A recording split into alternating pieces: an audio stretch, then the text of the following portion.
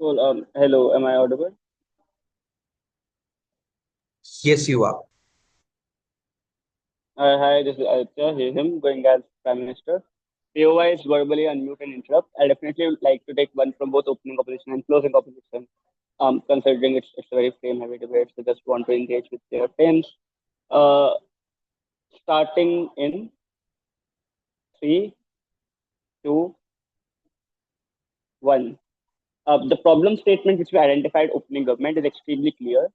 South Korea is a country which is enveloped by other militarily aggressive countries, and therefore normalizing ties with Japan is its best bet in not getting landlocked between countries with militarily aggressive intent towards it. What do we mean by this? Why is the most urgent and proximate need of South Korea is to get some sort of diplomatic support in the Asiatic region? Because it is surrounded by bad countries. What are these countries? China, to its best, is literally an aggressive country because of multiple reasons. I'll list down them later on. But intuitively, China has already followed the policy of intervening either economically through sanctions or militarily by going, particularly in East Asia or areas like South China Sea, where it wants to go ahead and show its dominance and like reclaim lost islands or lost territory, as it used to call. But at its north is the Republic, is the Democratic People's Republic of Korea or North Korea, which is also ruled by authoritarian leader Kim Jong Un, who is hell bent on going ahead and escalating tensions with South Korea and going ahead and reuniting South Korea under its control as is his mandate. But and at the east right now of South Korea is Japan, which is just separated by one particular water body, which is Sea of Japan. And right now, the problem is that South Korea still does not maintain full-fledged relationship with Japan because during World War II, Japan was the country which colonized South Korea, which means South Korean people probably still South Korean governments have still followed the same policy which it adopted in 1970s and 1980s of alienating Japan, and still there are some territory disputes over some rocks which over some territories which South Korea claims to own while with Japan contests. The implication is right now South Korea is surrounded by hostile countries. This is the most important problem in this debate because aggression in all of these regions is increasing, and engaging in any and all military conflict exerts a huge toll on the home country. What does just a second एक call कैसे दिया तो उसको दीक्षा को बोलना DPM जाए. We cannot hear PM. Sorry, I got disconnected. Am I audible now? I Yep, paused my yep. timer at 2:25. What's the last thing which you heard? Aggression being increasing and advert to the home country. Yeah, cool. Resuming in three, two, one. What are the costs of an increasing conflict to the home country? One, you have to necessarily divert more resources away from, say, like economic or socio-economic welfare towards this military spending. This looks like you increasing the budget allocation towards defense spending instead of welfare spending. This directly leads to internal stability within people because people feel that they are not going ahead and catering to the most vulnerable of them and not giving them sufficient infrastructure facility and stuff like that. The second reason why it is harmful is that you are also constantly required to manufacture shift your manufacturing base away from consumer products to more and more like wartime products. This looks like getting into an arms race with North Korea, where North Korea just builds a nuclear arsenal, and you're also forced to substitute your modernize your weapons and stuff like that, and divert resources towards this instead of say manufacturing other kind of consumer goods which could be used for increasing export. But on a third level, this looks like you increasing the number of people whom you engage in military or whom you admit in military as well, which also means that a large number of people in South Korea are probably have to go through mandatory conscription. I mean, we actually faced it when we hosted a POI. debating tournament in our college, and the finalists were Youngbu Park and Sungyun Park, and they had to go ahead and leave our finals because their military conscription duties came over. Which means that every youth in South Korea is forced into military conscription, and they have the and like they are forced to go ahead and live a part of their lives on borders, engaging in these against these high hostile countries and engaging in this conflict. Will also lead to resentment among youth against the government, and this leads to internal instability. The conclusion of this is that South Korea is in desperate need for international help because internally it is extremely small country which is surrounded by bad countries, and therefore there's a limit to which it can achieve on its own. Why then other options don't work? Firstly, talking with DPRK is obviously useless because North Korea has already been under sanctions for a long amount of time that has had no effect whatsoever. Rather, it has shifted the impact of the sanctions on people and therefore harming its own people and also forcing their people to work in war industry, in developing its nuclear arsenal and becoming an overall nuisance in the Asian region, which means modernizing or mediating with North Korea is not at all possible on either side of the debate, which means if opposition argues that North Korea will create backlash against you, I think that's largely symmetry because North Korea has incentive, Kim Jong-un has incentive to increase the conflict, regardless of whether you go ahead and become friends with Japan or not. Similarly, taking Chinese support is also bad because one, China is high authoritarian government, which more aligns with North Korean ideology than South Korea's ideology, but also China's anti-US, which means befriending with China also makes US a bad friend of yours, and therefore you also invite US aggression. But thirdly, China is actively invested negatively in this region by going ahead and increasingly sending ships in the South China Sea region and increasingly militarizing the whole South China Sea conflict. Anyways, the implication of all of this is that you can't mediate with North Korea, you can't go ahead and ask China for support.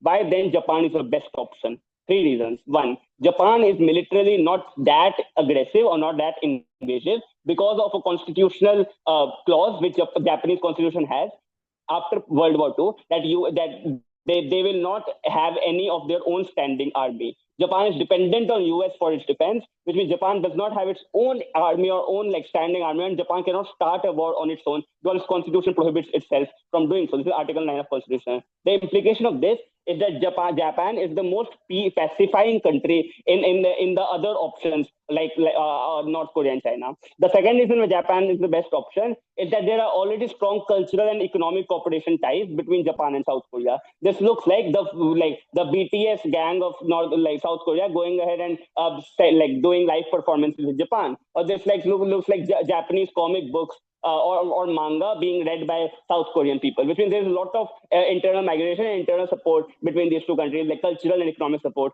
Anyways, but the third reason why Japanese is the best option is the new Japanese Prime Minister, which is Shigeru Ishiba, is extremely pro development and is extremely pro cooperation. Which is Shigeru Ishiba has already given this idea of making an Asian bloc or an Asian EU. This looks like going there and collectivizing among all Asian countries and making an economic development, which means Shigeru Ishiba is also extremely friendly and it will be the best bet for you as an actor. What's the impact of this? We get help from Japan and US, which acts as a direct deterrence from China and North Korea to increase this conflict. But also, secondly, by getting entry into this Asian bloc like Quad or G7, you actually increase the economic capacity of South Korea, which can then help you to increase in military spending and prepare yourself against North Korean conflicts anyway. So we deterred escalation of conflict by North Korea, but also B, by economic cooperation, we increase our own capacity to fight against this North Korean aggression. This is the most proximate and urgent thing which South Korea wants. For all these reasons, proud to propose. Thank you for the very nice speech. Please do note anything said after the 7 minute 20 plus the 30 seconds that's wasted are not going to be counted. That being said, hello whenever you're ready. Here. Hi, I'm just gonna go set up my timer real quick. Just let me know if I'm audible, all that cool jazz. Yes, you are. Awesome. Thanks. I'll go set up a timer right now. Yeah. Just to be very clear, you guys consent to observers, right? Sorry. Okay. Do you guys consent to observers? Okay, I didn't ask that question. Koji, are you okay with that? Yeah, okay with it. Okay. Cool. Opening opposition, I guess you are right. Yep. Closing up, are you okay? We're okay with that. Yes. Cool. Closing up, are you okay? Yeah, we are okay. Cool. Everyone's okay with the observers. Okay. Starting my speech on a self count. 5, 4, 3, 2, and 1. If you chase two rabbits, you effectively catch none of them. I think that this is going to be the heart of opening opposition's case when we tell you that in South Korea's best interest, as of the fact that they are a growing tech monopoly, the fact that they are growing so much more cultural stuff all around the world, it is within their best interest to stay neutral, and it is definitely not, and just like principally, it is just not in their best interest to try and befriend a country that has inflicted them so much pain and so much harm towards their own women. Right. But then I'm going to go frame out what the relationship looks like because I think that's what PM lacked within their speech. The entire thing of what happened with Japan and Korea is very simple, right? The historical stuff about them, especially in World War II, essentially solidified the fact that Japan obviously ought to oppress Korea in order to cause more in order to just better themselves more like colonically. And I think the problem with that is that even as time goes on, even as attempts were being made, obviously there is still no clear statement from Japan. That's why you have Japanese stuff in Korean stores because it's obviously meant as a form of soft power. It's why you obviously do not. It's obviously why the Japanese curriculum doesn't teach their own people about stuff like comfort women and about the atrocities that they committed in World War II.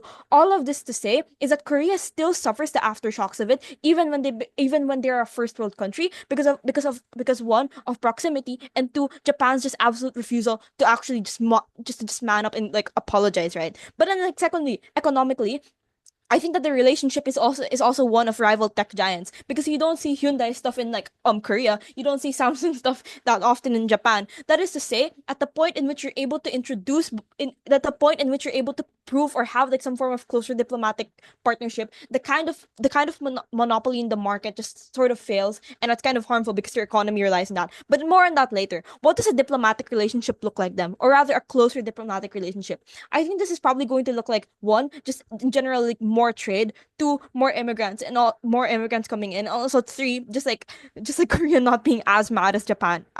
Not as mad towards Japan in the first place. What does Korea gain from this?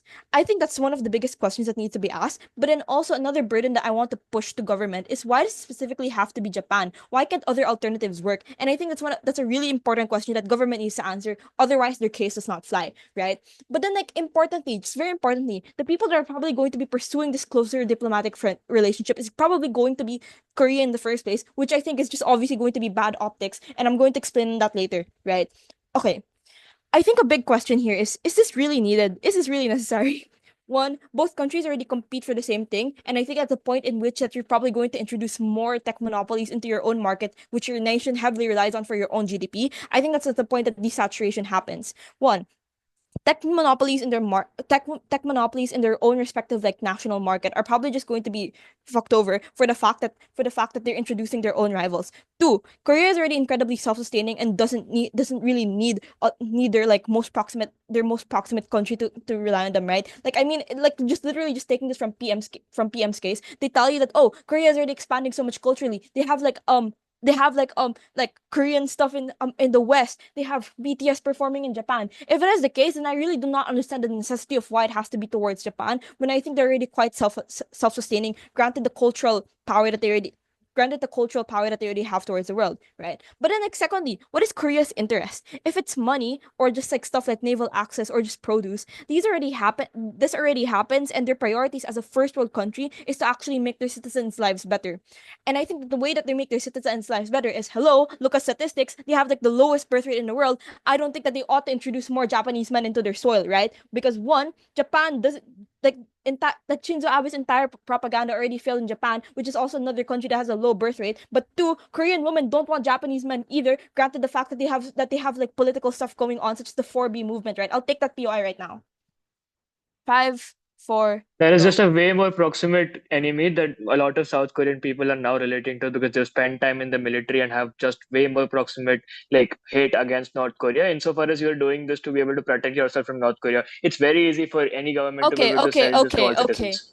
Jesus. I understand that North Korea is a very big enemy, but you know who allies with North Korea? Guess what? It's China. And you know who has close trading relations with China? It's Korea. And you know who doesn't really like Japan? China. This is where I go on to respond to what PM pushes onto us, right? If the problem is that South Korea is somehow near the fact that like the water under the like just to be very clear, right? On the issue of water, the water that is literally south to South Korea is not Japanese. It's not Korean, it's Chinese.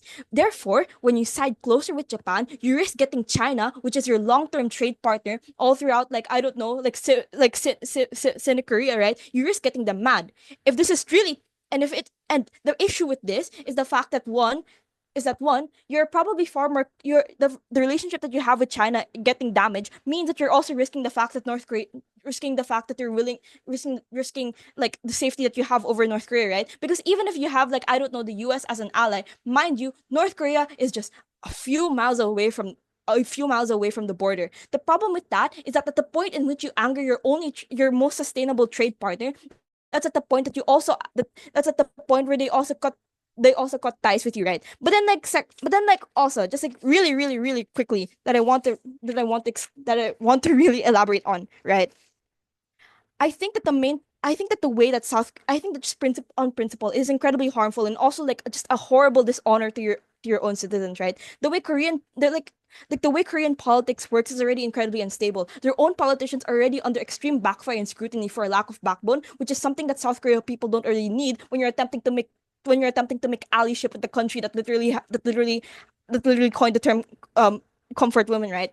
What we have to prove to you in this debate is just kind of simple, that if the change that even if it is really true that the change manifests, then I think that's probably not going to be aligned with what South Korea ought to have. Because if you're already a self-sustaining country, and that you already have so much cultural power, I don't really understand what's the point of you trying to be friends with your one competition to the country that's probably going to anger your closest trading partner, right? But like also the burden that we push to you on government is, why does it have to be Japan in the first place? Because if it is really true that they have like shared allyship, like, just to be very clear with this, just because you can doesn't mean you should. South Korea ought to make themselves look like an economic powerhouse. That's why they don't spend so much on like that's why they don't spend so much aid on international military conflicts and focus on making themselves look like tech giants. The entire point of South Korea and the way that they were able to exactly recover from stuff like World War II is not by pursuing more allyship towards countries that had such a large power over those, right?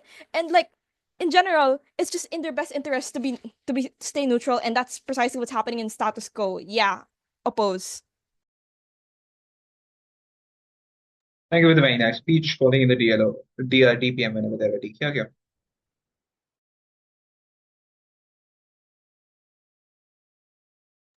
I'll just take 30 seconds to gather my thoughts.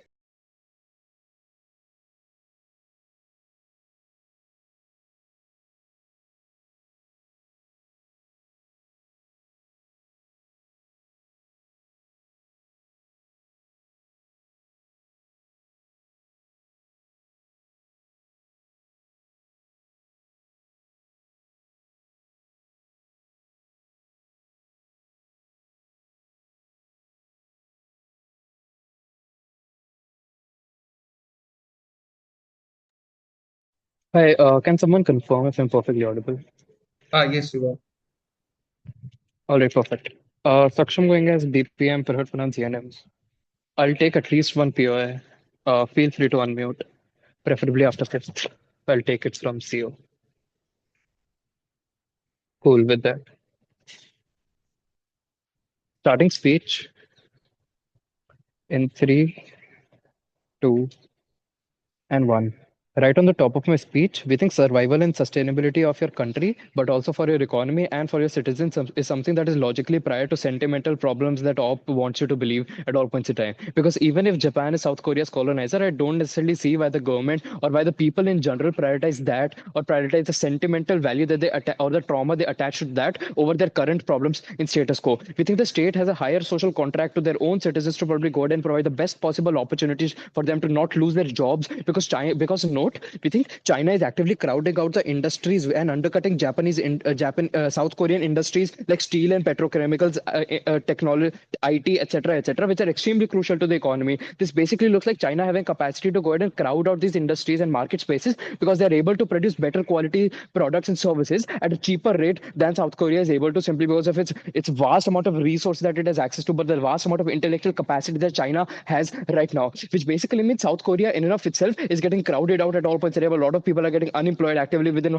vast employee incentive industries like steels and petrochemicals, where this is exactly where the responsibility of the state comes in to probably provide for these citizens better, to ensure that this livelihood is something that is sustained to a larger degree, even if it means probably making stronger ties with your past colonizer. At that point in time, we think people also prioritize what is more proximate for them rather than what happened to their previous generations. There are multiple reasons for this, because people don't want to lose their jobs because it directly impacts the ability of people to have higher socioeconomic mobility within the country, but also for them to be able to move out of the country and opt into more better lifestyle that they can probably enjoy in different areas, if they don't want to be stuck in this place that is economically failing and is in a weird spot between China and North Korea right now, which basically means you're able to grant a vast amount of agency to your own people, simply because A, you protect their jobs, but second, you give them the agency to do whatever the fuck they want in their daily lives. But the question that only question that op asks us is why other alternatives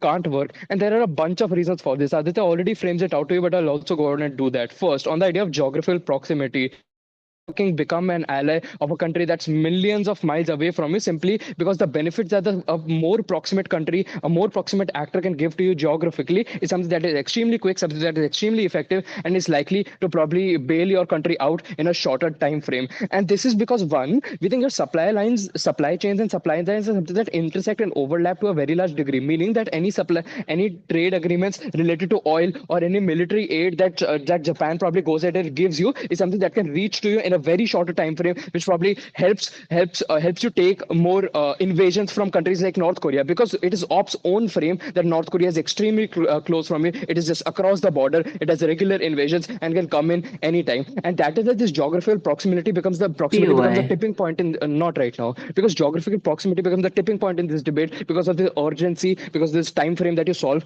right now. But second, we think Japan is of strategic importance for a bunch of variety of reasons, and is the best actor for you to have close alliance and close ties with right now. 4 reasons for this. One, we think Japan is extremely strong ally of the United States, which gives automatic support from the United States, because United States is probably strengthening its tie with its old allies right now, and probably ditching the ones that probably don't give it strategic benefit right now. But then secondly, we think Japan as a country has high lobbying power, not just within trade agreements, but also within international organizations such as probably the G7, the G20, and other United Nations organizations that these countries depend on to get a lot of resources bought from. But secondly, Japan also has a lot of control by means of USA into organizations such as the World Bank, such as the IMF, which control a lot of funding and the bailouts, or simply the kind of large capital expenditure that these countries depend on, and the cheap loans that these countries depend on to get from these institutions in of itself. But third, we think Japan is not right now. We think Japan is a strongly developed country, which is better simply because you're able to ensure mutually beneficial relationships with them. You're able to build bilateral ties, which doesn't make you be dependent on countries such as China and North Korea for imports, etc., etc. But fifthly, we think Japan has a highly aging population, and this is extremely relevant because you can depend on future employee exchanges and probably other agreements that you can opt into, or probably international employee contracts that you can opt into, simply because we think this mutually beneficial relationship is something that leads to employment given to your people in the longer run, and also Japan having people to take up these jobs that young people need to do within the country, which is something that gives you at least a sense of security to your people. But for 5 reasons then, why we think the economic benefit we are able to get to is something that is exclusive, but is something that is debate winning. One, we think you get more access to trade agreements, which means you are basically less reliant on Chinese industry. Yeah, go ahead. How much military power does Japan actually have? Okay. Japan has a lot of military power, which it is not using right now, which basically means a lot of residual military power, which probably looks like tanks, which looks like arms and ammunitions, and access to technology on how to do warfare or things like that. But simply, it also has a lot of connections with developed countries such as the United States. They already framed it out. The United States having a lot of military power can probably reach you in the longer run. But immediate military bailout can come from Japan because it is not using its resources right now. But back to economic benefit. it, we think you become less reliant on China because you get more access to trade agreements such as probably the Quad or such as probably different trade organizations that currently exist, such as the NATO, etc., etc. Your power within these organizations, even if you're currently existing in them, is for something that increases, which basically means you're able to leverage better contract deals or probably undercut the prices that you're getting from China, etc., etc. But second, we think you get this entry point into international organizations such as the Quad, such as the G7, such as the UN bodies, which basically means you're on better terms with these international organizations that have better say with whatever you want to represent your people's problems, represent your geopolitical issues in those organizations at all points in time. But third, we think there is a high instability within your country due to invasions and attempts of military and political annexation by both China and North Korea. And this is something that is extremely fucking problematic for you as a country, because not only is the sovereignty something that is on the line, but second, we think there is a high amount of instability because of these regular invasions, leading to no amount of FDI entering your country because people don't, or no amounts of corporates or MNCs entering your country or setting up base there, because no company essentially wants their investment going to waste or invest in an unstable region in of itself. But second, because of this regular invasion and because of people leaving their jobs, the ability for these people to probably go about a normal lifetime is something that is extremely uncertain, and that is extremely important in this debate, because these people didn't consent or didn't probably have the agency to decide to be born into South Korea in of itself. The circumstances that they're facing right now is not a direct result of their own actions. Therefore, the state, therefore the people that they elect, the people who represent their opinions, are the ones who need to take care of their immediate priorities, and that is what you get on our side. You get future benefits like further negotiating capacity, etc., etc., etc. Because of all these reasons, vote OG. Thank you for the very nice speech, calling in dialogue when they're ready. Yeah. Hi, am I this? Yeah, wait, I'll turn on the camera. Hold on, this is weird. Okay, am I audible and visible? Yes, you are. Okay, thank you. For POIs, I will take them through voice. I will preferably take a POI coming from closing, but please do state whether it is from opening or closing. In the case that I forget to say, I'll take the POI from opening or closing, please assume I'm taking it from closing. Pronouns, no preference. My name is Miguel. Give me a second. Okay. So starting my speech in 3, 2, 1. Opening government is A, unresponsive, and B, completely misunderstands what South Korea wants and what Japan really is and what their actual relation is. Let me tell you something. First of all, the very waters that they are trying to say will be that South Korea needs access to is primarily actually the West Philippine Sea or the East China Sea, which are waters primarily controlled by China. And so siding yourself with Japan does not really give you access to these waters. Additionally, they responded to my POIs guessing that Japan has a lot of military. Let me tell you, Japan's military budget is extremely low. I think it's between 3 or 4%, meaning they do not have this military that opening government says will defend them when North Korea comes to attack. Here's the thing, that's better than having a form of defense against North Korea. How about not siding with the very people that will cause North Korea to attack you?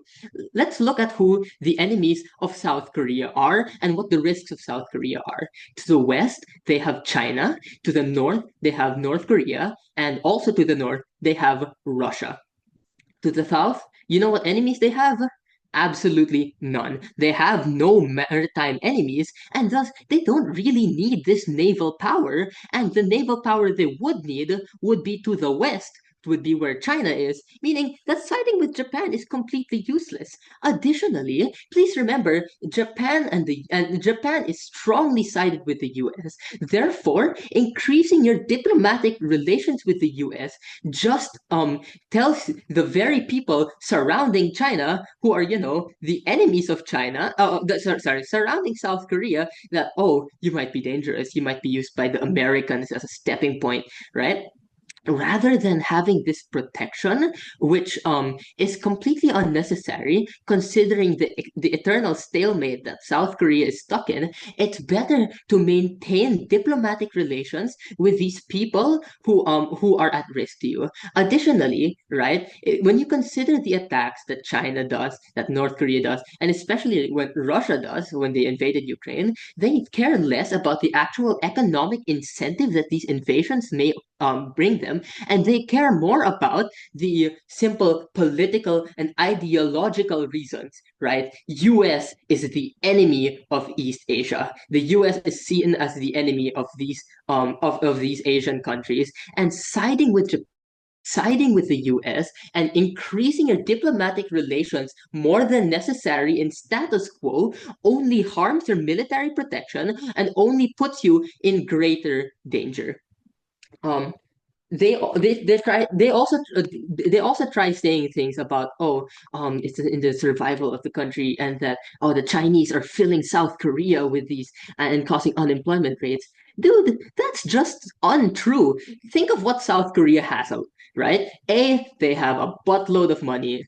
B, they have a significantly aging and shrinking population. You know what this means? There are so many job opportunities, and in fact, if they and in fact, it is in the best interest of South Korea to fill their country with more people. And if they had to choose between the Chinese, who they have been friends with, who they have been trade partners with, who did not rape and kill a large portion of your population during the war and not apologize for any of their actions, and simply try to hide it and throw it under the rug, would as South Korea is then more inclined to take these Chinese people. Additionally, sorry, I'll move on to, I'll take that. Is that raise hand for PY? I will take it. Go. Closing. If I get strong military backing, I can literally use it in any direction I want. What You can use strong it in the south, military north, backing? or anything. Okay, I am okay with okay. pissing off China because currently US will not back What me. strong military backing are you getting from Japan? Japan does not have a military. Japan is completely reliant on the US, who, guys, is on the opposite side of the world, right? Wouldn't South Korea is more inclined to make friends with to make friends with everyone around them rather than strongly side with the Japanese, who in this scenario is essentially useless at the cost of angering the people around you. Now, let me talk about economic development. Korea and Japan have the exact same imports and the exact same exports. What do I mean by this? Both countries have a very strong import on rice, very strong import on semiconductors, and then their exports are in cell phones and big technological stuff, right? They have the same imports, they have the same exports. Therefore, furthering this trade relation is kind of useless, right? And both these countries, by the way, have a much stronger focus on their exports, not their imports. So even if these military harms, which we flipped on side opposition, and do end up not do not end up happening, you still end up with a better economic development when you decide to focus your trade on other people rather than Japan. Because what government has not answered is why specifically Japan? Why do they have to improve their diplomatic relations with Japan at the cost of improving the diplomatic relations with China, with Russia, countries that are more suited to their interests and that are more useful to them and that are on better terms than the Japanese? Why then do we win this debate? First of all, we've responded on everything that government has tried to push. We've responded on the military safety, and we've responded on economic development, as well as as well as my partner's argument on political stability is completely unresponded to. The topic of befriending these enemies who have done no reparatory acts towards U.S. Korea. What this looks like for the politicians of Korea is that they're giving up. They're gonna give up on looking for this apology to side with a country that they don't even need to side with.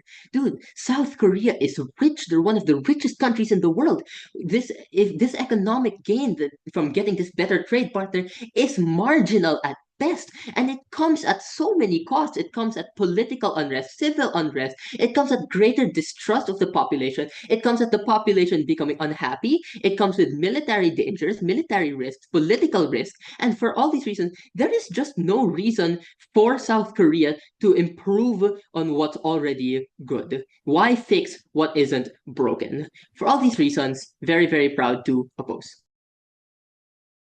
Thank you very much for the very nice speech. With that, we come to a conclusion of the opening half, going for the closing half. Member of Gulf, whenever you're ready. Here we go. I'll just take 30 seconds. Thank you. Also, I'll be recording my speech, so any POI will be recorded. If our teams don't consent, please let me know. I'll be taking 10 seconds.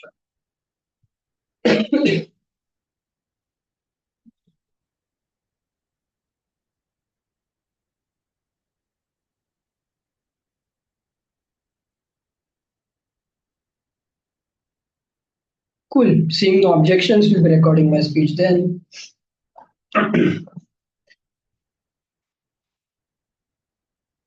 Starting my speech in 3, 2, 1. Panel, the military clash has gone off clash, which means this is not a relevant clash in the debate, and that is where OG falls down. I still do some damage control and take over O, but importantly, OG is out of the debate first. I understand that Japan does not have extreme great amounts of power, but that OG says they do have American proxy. You can still use this American proxy in your area, but this is not where the tipping point lies. Panel note, and this is characterization that OG does not give you. China and DPRK are not separate threats. They are forces that are joining together. People who run away from DPRK to South Korea are considered as South Korean citizens then, but China gives it back to DPRK, and these people are then executed. Note that these two countries are so close that even if two people run out of their country for the reason that they're not safe there, these people are given back. Literal violations of refugee international laws are done, which means even in a world where you're not friends with China's enemies, China is not likely to be your friend. And this is something that O's case tries to push. They say that, oh, why do you want to invigorate China? It's not good for you. POI.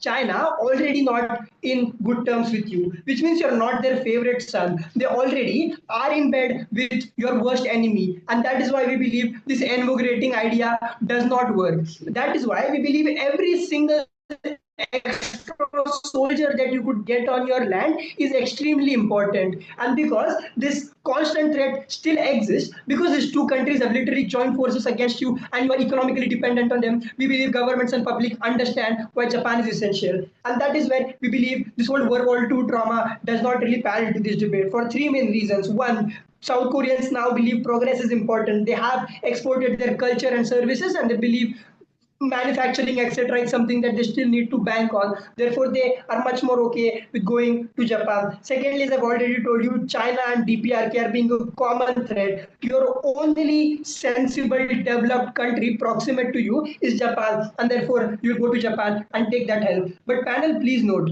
as I said, military clash has become irrelevant in this debate, and there is only one clash that becomes important. Note, as I've already told you, South Korea is a country that thrives on exporting its culture and country that thrives on its service sector, right? They're still large struggling in manufacture and production lines. I'll not take BO right now. They're still struggling in manufacturing and production lines, which is something that Japan thrives on. Japan is one of the greatest quality producers of tech products and physical manufactured tech products, right? Note panel, South Korea has an extreme great stake in electronic vehicles industry and chip manufacturing. And this is where the debate becomes extremely important. Note that they do have the intellectual property and research and development via companies like where companies like Hynix, etc., but they don't have the quality production, and that is why millionaires who own Hynix shares also own shares in Tokyo Electron, etc. Which means there is great amount of data sharing and ownership sharing in electron companies between Japan and Korea. Why is this important, and why does this overtake the military clash?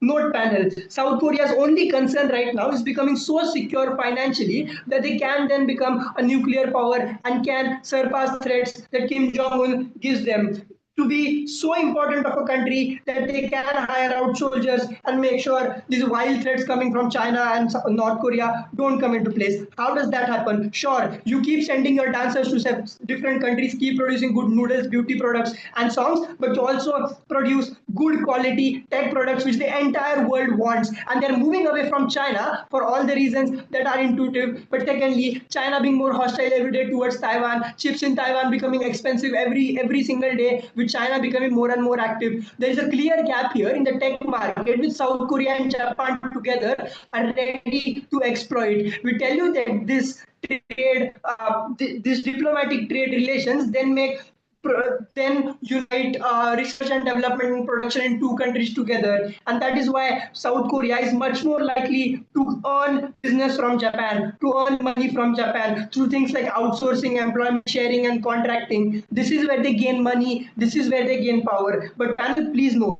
money and power are still our secondary impacts.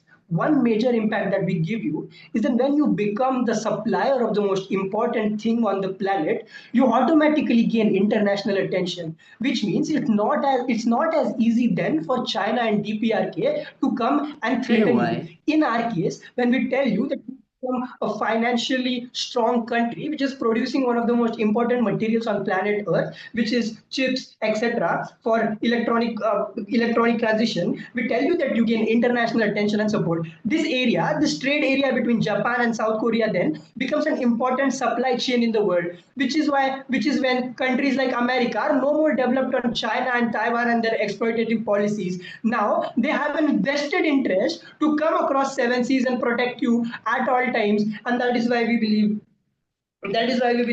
protection and safety is also sorted out on our end. I'll take a POI before moving ahead. What's your G. analysis on China not being a friend of Korea? I mean, they're already the biggest trade partner of Korea in status quo, and in status quo, they don't fight. So, like, what's your analysis on this?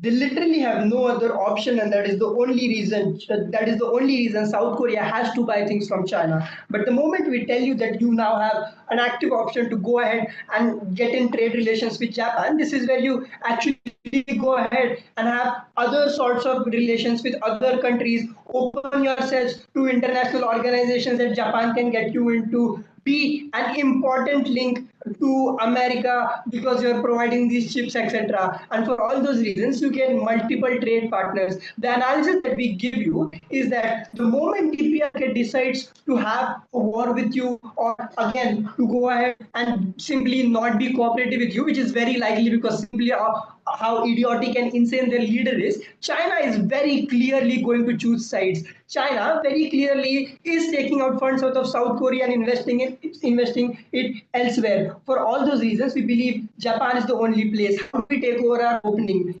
They base their entire clash on telling you, oh, Japan is a non-aggressive military country and that's why we need our help. And the only impact is that we need military help. But they also say Japan is a non-aggressive country. I never understand why a non-aggressive country who can't even defend themselves is actually going to come and defend you. We tell you that economic ties with this economic giant and a production giant gains you some power in the international stage. It not only makes you money, but it makes you at the spotlight of the world, and it makes you much more likely to gain funds, support, defense, and military from every single part of the world, and therefore making you strong against your enemies. For all those reasons, vote closing government. Thank you for the very nice speech, calling in the member of OP whenever they're ready. Yeah. Just give me like 30 seconds before I start my speech. Thank you.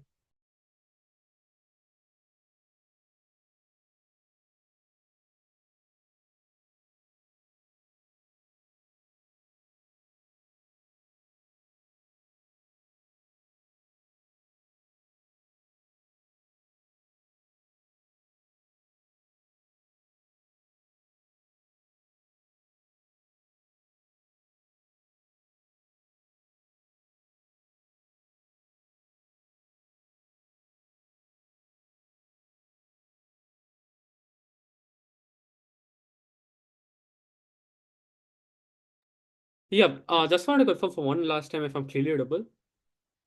Yes, you are. Just a second.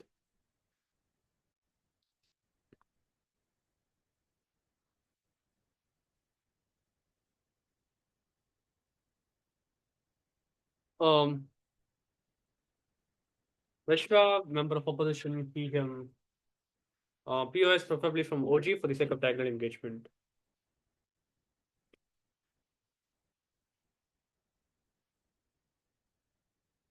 All right.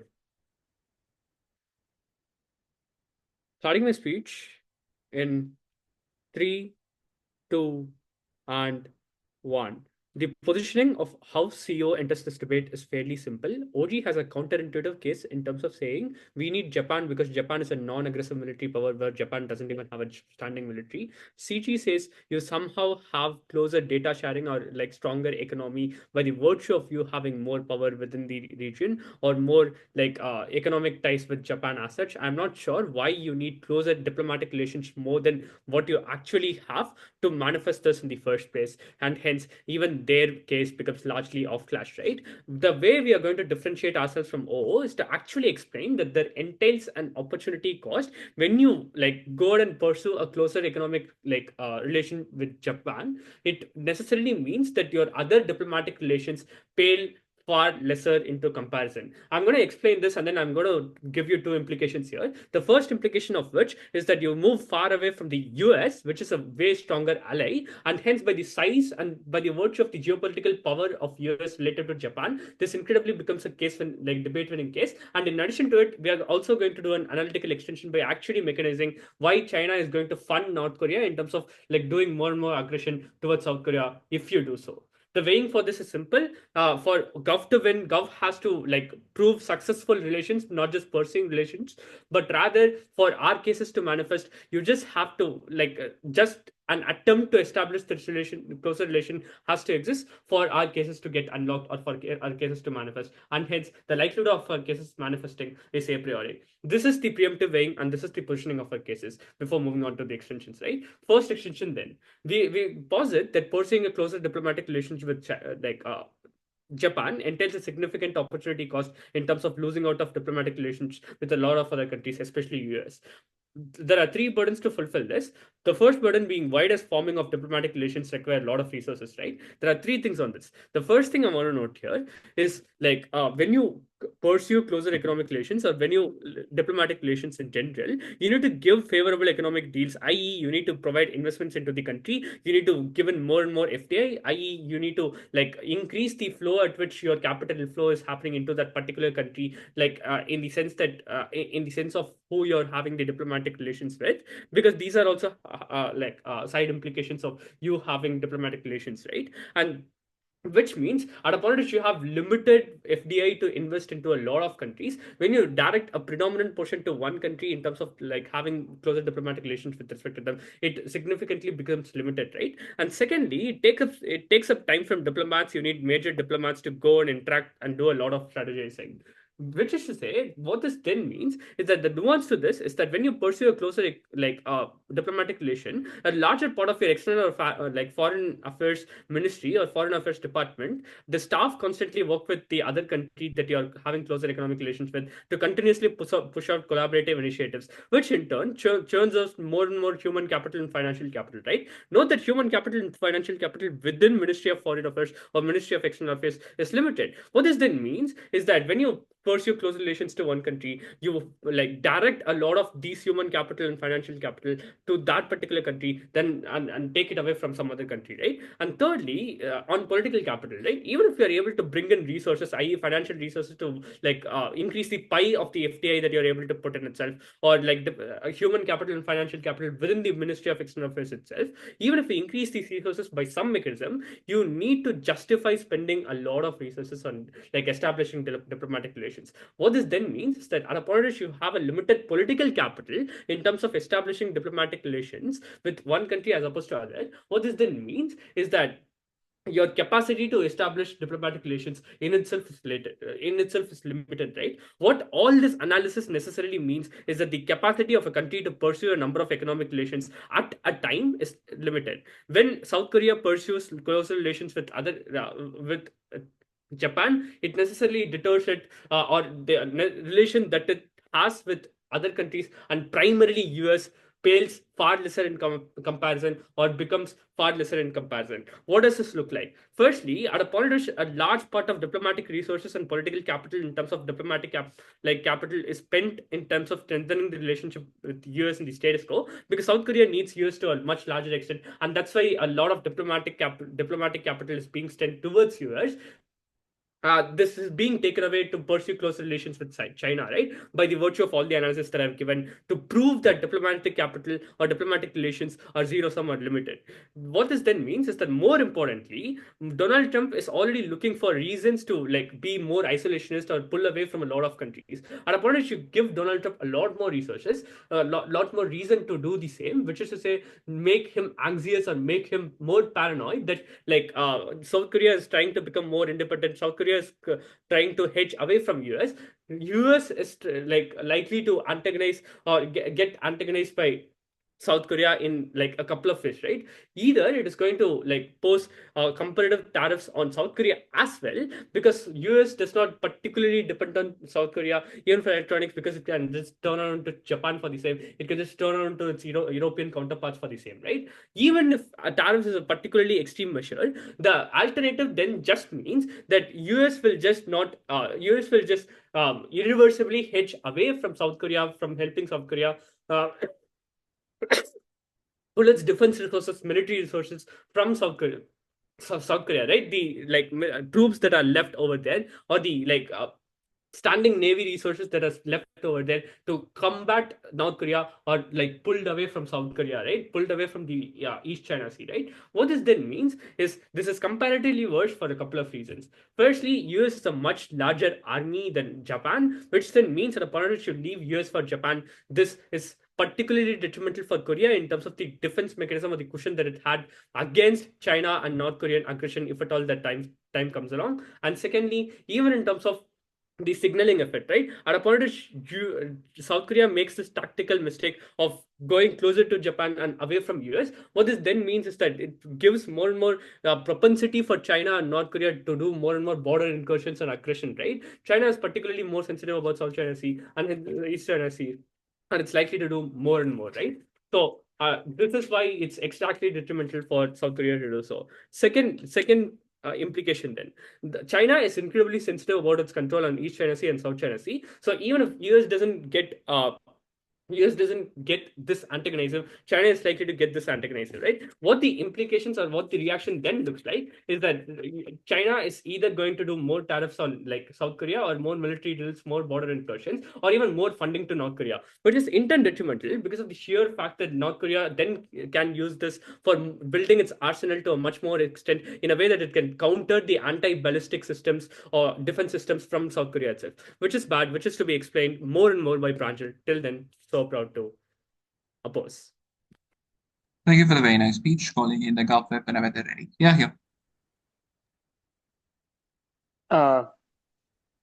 Aryan, I'm working from one device. Can you share a timer, please? I would particularly not be able to. Can any of the other adjusters please share a timer? Yeah, I'm asking my teammate to. Okay, It's good. completely up. Yeah. Wait, is he here? Did he leave? Aryan?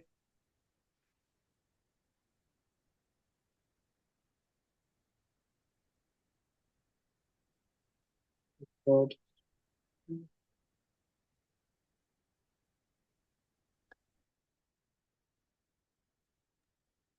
Give me a second, he may not be here. I'll just use my laptop for a timer.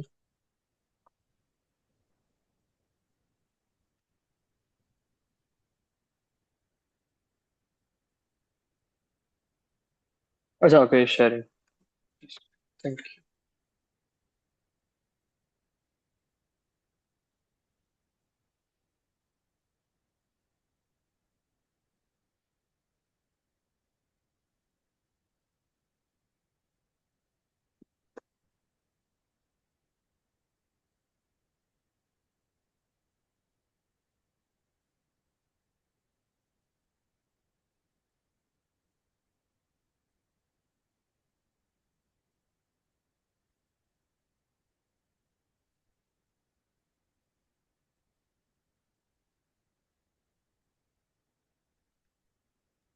A member of Gov, is this getting resolved?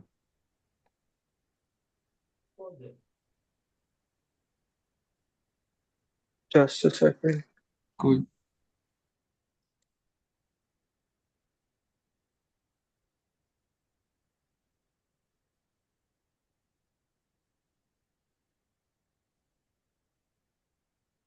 Cool, I have my own timer, so sorry for that.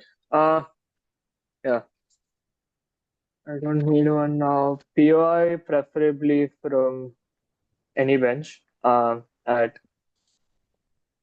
preferably after my 5th minute. Manan going Gov whip in starting my speech in 3, 2, 1.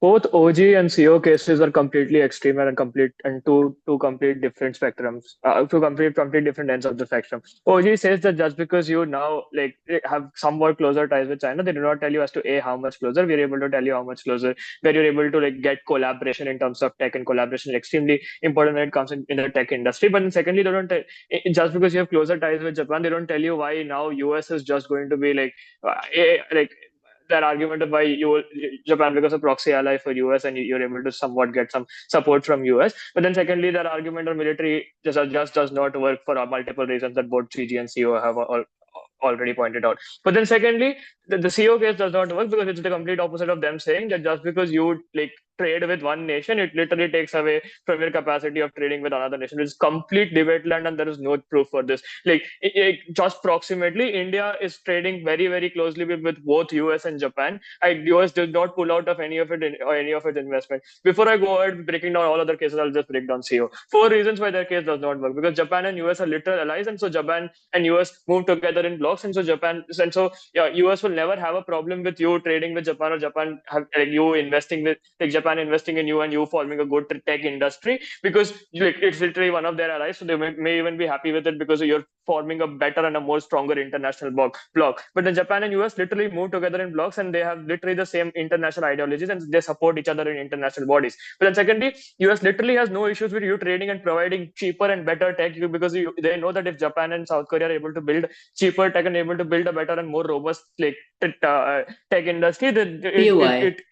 it helps even more in their US-China decoupling US-China decoupling initiatives, and because they are able to build a better tech industry, and this just means that there's lesser dependency on China overall in the world. But so it literally even helps them if you don't buy that, they may not have a problem with it. We literally flip it. But then thirdly, Trump doesn't want to do a lot of foreign investment, and so if Japan is ready to do foreign investment in South China, in South Korea, and is able to build a better tech industry in China, it literally means that US doesn't have to do it. This literally feeds into all of the incentives that Trump has, because he doesn't have to spend more money in South Korea because Japan is ready to do that. But even if you don't buy all of this, and even if you don't buy that US and Japan can like can be trade partners together, and they can be your allies together, and if you want to buy CO's best case scenario, I still think that you should still go ahead and move with Japan, because currently in Trump's term, US is becoming more and more protectionist. US does not want to spend a lot of money in foreign countries. Trump does not feel the ROI of spending in the most like in the best of countries for you. They may not even want to spend in South Korea because their relations are already not that strong, which means that you are not very sure if US will invest in you. If Japan is giving you a lot of confidence in investing in you, I believe even in a worst case, you're better off going ahead with Japan. That literally takes you out of this debate. But then why do we waiver OG? Because most of OG's harm of how does mandatory conscription and you spend a lot of money on nuclear are going to be symmetric on both of those. Two issues with OG and two burdens that they do not fail. They never link back their closer ties with like Japan argument to how like you are going to have just better military and how you are able to deal with China. But then secondly, they don't ever tell me why exclusively Japan and what is the exclusive need to do this in Japan. This becomes important because O is able to create this principal harm of how like Japan is ideologically against you because they tortured you in World War II. I am the only we are the only house who's able to deal with this, because even in our POI we are able to prove to you why now there's a bigger enemy that literally has more proximate harms. Where we are able to tell you that North Korea, like everybody in the military has been in the military because of conscription in South Korea, which means that they have seen how how bad North Korea is and how they are torturing like a lot of their family members and everybody in the military constantly. This means that North Korea has literally become a bigger enemy, and so it's okay for you to go over the principal harm. This just means that OGA is not able to do this, and insofar as there is a principal harm of siding with Japan, they need to tell me why you need to do it exclusively with Japan. A lot of their arguments of why you need a proxy ally with US maybe works with India too, because India is also an ally with US. They do not tell me why exclusively Japan. For all that reason, OG lose out. But secondly, like they are very, very susceptible to O just saying that because O just constantly has a burden push of like, why Japan? It could be somebody else, and O never has a comparative. Okay, maybe that is able to weigh over OG, but we'll prove to you why we're able to break O. Okay, so what does O give you? O basically has no comparative. They just say that you can have someone else without proving that who is this someone else. And insofar as we're able to prove to you that South Korea really POI. needs backing, and South Korea really needs some amount of help, because it has a really, really like it's literally intuitive, because because now North Korea is obviously an imminent threat, and so you need, if there's a war, maybe South Korea is independent right now and is able to financially do well, but if there's a war, South Korea is crumble completely, and so you need a strong ally.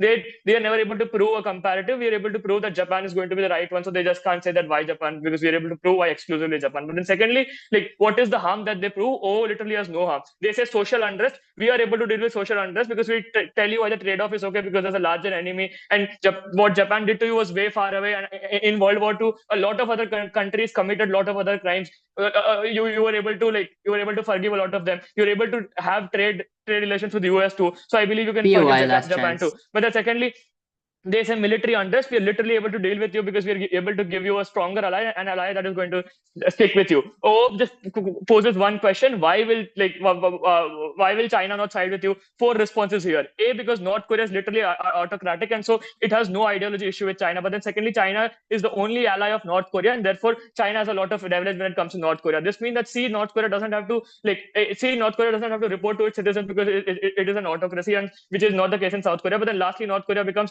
literally a proxy for China and South China in the South China Sea, and they're able to do a lot of shady stuff to North Korea. So whenever there's a trade-off, China is always better off dealing with helping North Korea, because they're able to do anything they want with North Korea, because North Korea is ready to do whatever they have, and they have a lot of leverage in North Korea. What this means that you're okay with not pissing off China, because we believe that China is never going to side with you in terms of, then what is the extension that we give you, and why do we win this debate? Very, very clear. We're able to prove to you that you own a lot of IP and you struggle with just making your product. You have lots of large companies that are already present, like Samsung. See, you have a lot of you have a lot of share in important products that are going to control the tech industry in the future, which looks like semiconductor chips. But then lastly, you also can tap into a very, very important consumer base, which is being built up because of the US-China decoupling, that people don't want to buy tech from China, but they do not have any alternative. Lastly, China is protectionist, and so China doesn't provide a consumer base for you, because China never buys from you, because China always buys from local Chinese companies. This means that if you are able to create very good tech, and this what solves CEO's burden push, you need closer ties, because you need collaboration to be able to create tech. We're able to prove to you why the investors in a lot of these Chinese investors in a lot of Korean companies and Japanese companies are same, and so collaboration becomes easy for them. We're able to prove to you massive economic harms from collaboration. Economic benefits are the only certain benefits in this debate. For all those reasons, CG clearly takes this. Thank you for the very nice speech, calling in the opposition whenever they're ready to conclude the debate. Here.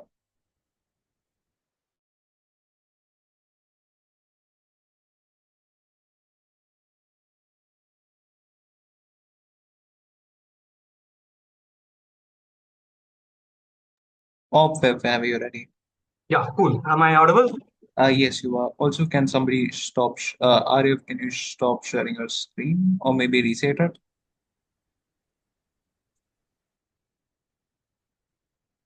Also, Pranjal, you were clear. Yeah, cool.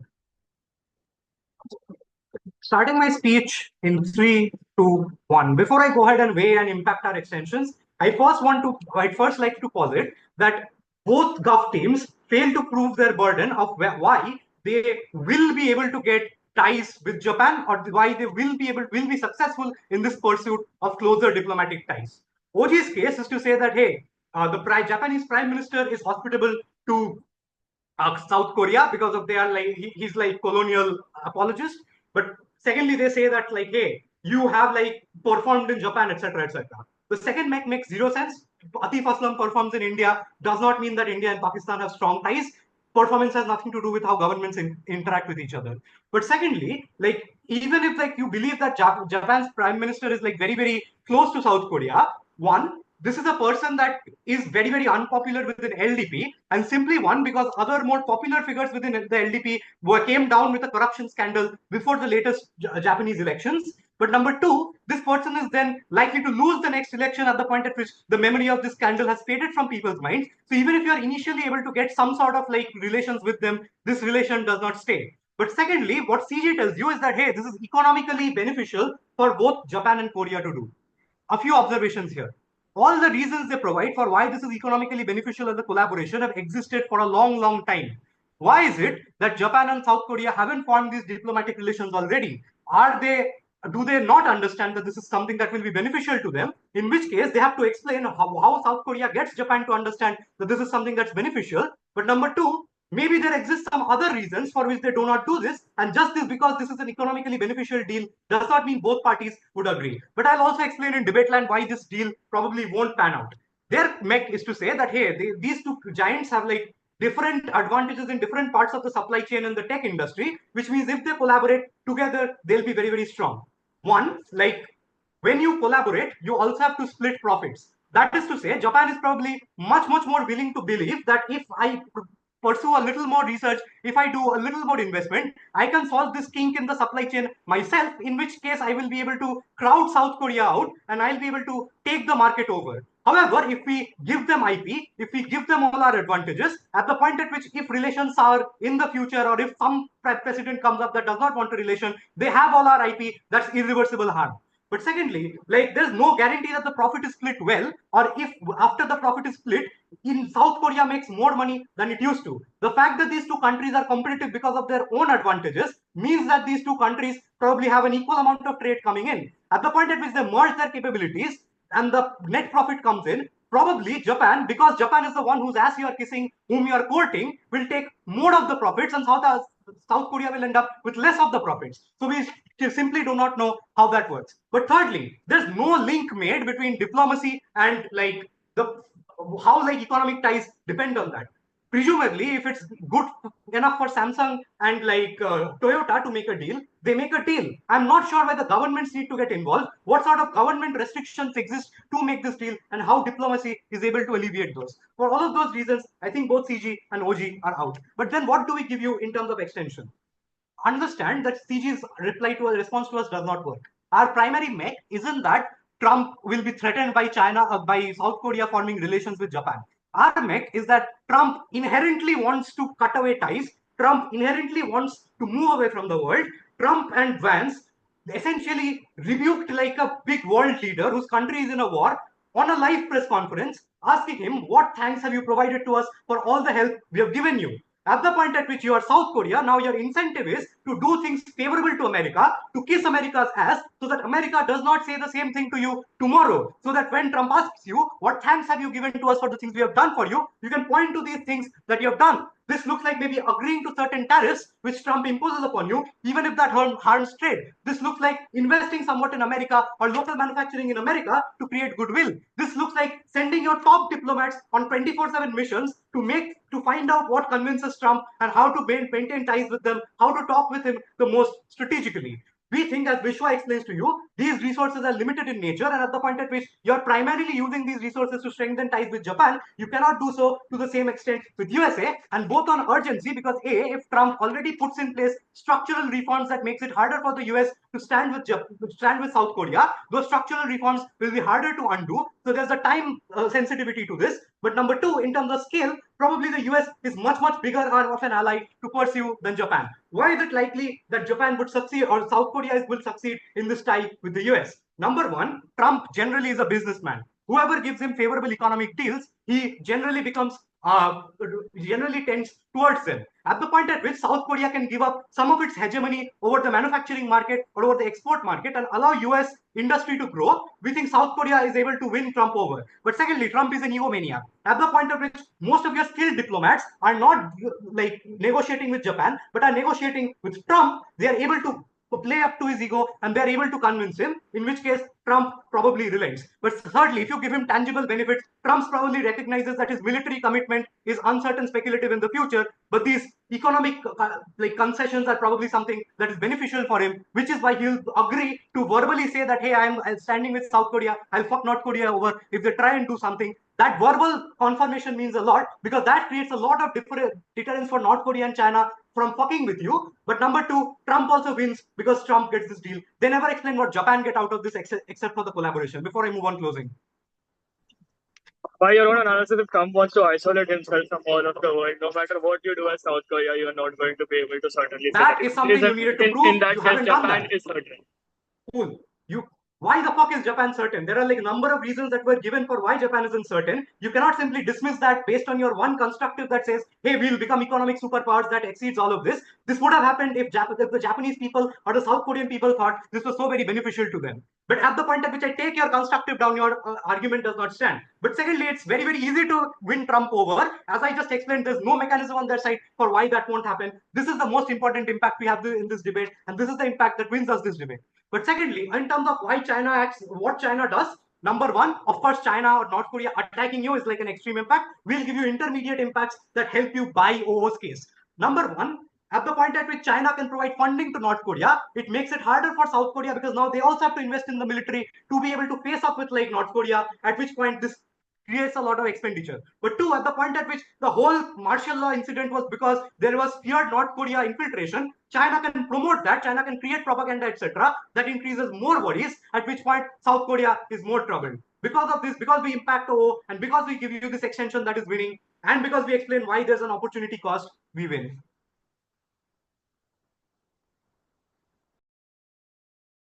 Thank you for the very nice speech. With that, we come to a conclusion of this debate.